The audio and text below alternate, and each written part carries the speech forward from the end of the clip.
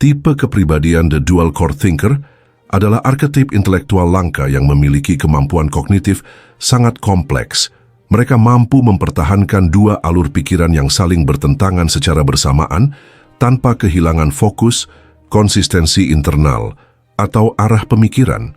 Ini bukan sekedar kemampuan untuk melihat dua sisi dari suatu isu, tetapi kemampuan untuk menghidupi dua logika yang saling berbenturan dalam satu momen kesadaran yang utuh. Kemampuannya ini didasarkan pada dua elemen utama, yakni kapasitas metakognitif tinggi dan pemisahan ego internal. Kapasitas metakognitif tinggi itu kemampuan untuk berpikir tentang pikirannya sendiri secara aktif. Sedangkan pemisahan ego internal itu di mana individu bisa menciptakan semacam ruang mental ganda tanpa merasa dirinya terpecah. Artinya, orang ini mampu membiarkan kontradiksi tetap hidup di dalam benaknya tanpa segera menuntut penyelesaian, tanpa kecemasan, dan tanpa tekanan untuk memilih satu sisi sebagai kebenaran final. Pemikiran mereka terbagi menjadi dua jalur. Satu jalur mensimulasikan satu sistem keyakinan, logika, atau nilai. Jalur lainnya berjalan dengan sistem yang berlawanan. Contohnya, mereka bisa menganalisis suatu isu dari perspektif deterministik dan dari perspektif kehendak bebas secara bersamaan. Dan mereka tidak merasa bingung ataupun tidak cepat menarik kesimpulan, justru mereka menggali tensi antara keduanya sebagai sumber wawasan mendalam. Ini bukan relativisme, melainkan struktur berlapis.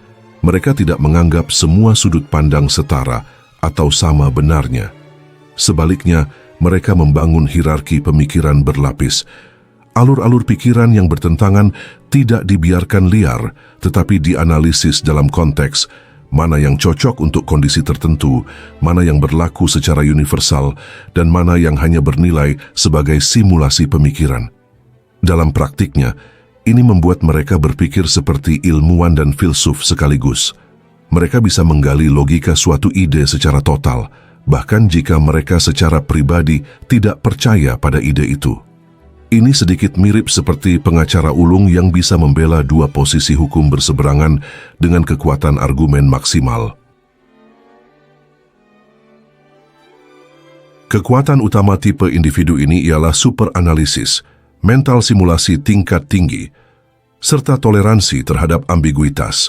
Mereka bisa menganalisis kontradiksi dalam suatu konsep tanpa langsung membunuh salah satunya. Hal ini memungkinkan mereka menghasilkan sintesis pemikiran yang belum pernah muncul sebelumnya. Mereka juga dapat menjadi dua orang berbeda dalam debat internal, seperti menggelar perdebatan Sokratik di dalam pikiran mereka sendiri, tapi tidak untuk mencari pemenang cepat, melainkan untuk menyempurnakan kerangka berpikir. Serta mereka pun tidak membutuhkan kepastian mutlak untuk merasa aman. Mereka merasa puas berada dalam ketidakpastian, asalkan eksplorasinya kaya dan logis. Kemampuan ini juga punya sisi gelapnya. Dari kemampuan ini bisa membuat mereka tampak tidak tegas atau bahkan terlalu teoritis bagi orang lain.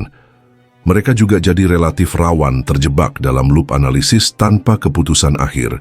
Serta dalam situasi sosial, mereka bisa dianggap dingin, ambigu, atau berbahaya secara intelektual karena sulit diprediksi secara ideologis. Mereka pun sering tidak cocok dengan struktur sosial atau organisasi yang menuntut kepatuhan terhadap satu kerangka berpikir tunggal.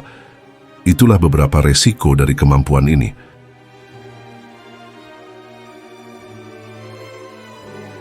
Kesimpulannya, The Dual Core Thinker bukanlah orang yang ragu-ragu, melainkan orang yang sanggup menahan tegangan antara dua kutub pemikiran sampai muncul pemahaman yang lebih utuh.